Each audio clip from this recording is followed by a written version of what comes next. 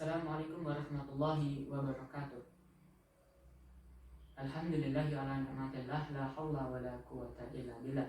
Asyhadu an la ilaha illallah wa asyhadu anna Muhammadar Rasulullah. Allahumma shalli ala Muhammad wa ala ali Muhammad. Hadirin rahmat Allah Subhanahu wa taala, menyebut nama Bilal bin Rabah, kita pasti akan terbayang akan sebuah kisah keteguhan hati seorang muslim sejati. Dan bagaimana tidak, di saat jumlah umat muslim saat itu masih sangat minim, masih sangat sedikit, dan mereka menerima berbagai ujian dan cobaan yang begitu memberatkan. Justru di saat itulah seorang budak berkulit kelam mengikrarkan keislamannya di hadapan Rasulullah SAW. Nama lengkapnya ialah Bilal bin Rabah al-Habasyi. Beliau berasal dari Habasyah yang saat ini berada di sekitaran negara Ethiopia. Ia juga sering dipanggil sebagai Abu Abdillah, atau beliau mendapat julukan dari para sahabat sebagai Mu'adzinur Rasul. Bilal lahir di sekitaran daerah As-Sorah sekitar 43 tahun sebelum Hijrah. Beliau memiliki postur tubuh yang tinggi, kurus, berkulit coklat, berpelipis tipis, dan rambutnya yang sangat lebat. Ibunya adalah seorang hamba sahaya milik Umayyah bin Khalaf dari Bani Jumuh. Bilal menjadi budak mereka hingga pada akhirnya beliau mendengarkan Rasul SAW menyebarkan Islam, lantas kemudian beliau akhirnya mengimaninya.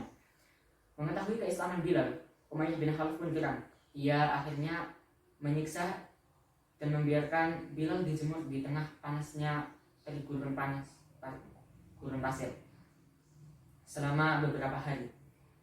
Di perutnya diikat sebuah batu besar dan di lehernya diikat dengan tali. Berkali-kali Umayyah membujuk Bilal agar mau meninggalkan agama yang dibawa oleh Rasulullah SAW. Namun Bilal tetap teguh pada pendiriannya. Ia selalu mengucapkan ahadun ahad sebagai penolakannya atas ajakan yang dibawa oleh Umayyah. Hingga akhirnya Abu Bakar As-Siddiq pun memerdekakannya. Di saat Bilal bin Rabah telah merdeka, beliau pun mengabdikan dirinya pada Allah Subhanahu wa taala dan Rasulnya. Terbukti kemanapun Rasul SAW pergi, Bilal bin Rabah selalu ada di sampingnya. Nah, pada saat pembangunan Masjid Nabawi telah usai, Rasul SAW mensyariatkan untuk adzan.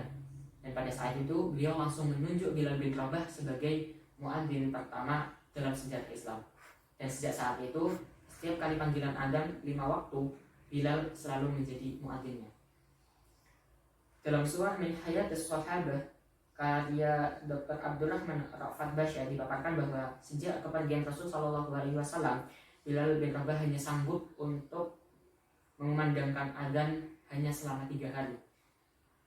Dan disebutkan bahwasanya setiap ia tiba pada lafaz asyhadu anna Muhammadar Rasulullah, beliau pun akhirnya terdiam, lantas kemudian beliau menangis. Dan kaum muslimin yang saat itu mendengar Bilal bin Rabah menangis, akhirnya ikut menangis lantaran mereka teringat akan sosok Rasulullah Muhammad SAW. Semasa hidupnya, Bilal telah meriwayatkan sekitar 44 hadis dari Nabi SAW. Bilal juga dikenal sebagai seorang sahabat yang selalu menjaga wudunya. Tak hanya itu, beliau juga terkenal sebagai seorang sahabat yang selalu istiqomah dalam menjalankan salat sunnah 2 rakaat sesudah wudu. Dan pada akhirnya Bilal bin Rabah radhiyallahu an dipanggil oleh Allah Subhanahu wa taala sekitar tahun 20 Hijriah atau 641 Masehi.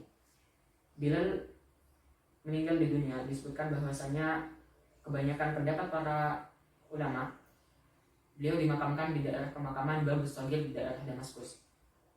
Dan hadirin Allah Subhanahu wa taala, itu adalah sepak terjang dari perjuangan kisah sosok sahabat Nabi SAW yang mulia, yakni Bilal bin Rabah. Dan dapat kita simpulkan bahwasanya Allah Subhanahu wa taala tak menilai seseorang dari segi ciri fisiknya, namun Allah Subhanahu wa taala menilai seseorang dari seberapa besar derajat ketakwaannya. Mungkin sekian yang dapat saya sampaikan, kurang lebih mohon maaf. Akhirnya berkata walakum minkum ihdinas siratal mustaqim. Wassalamualaikum warahmatullahi wabarakatuh.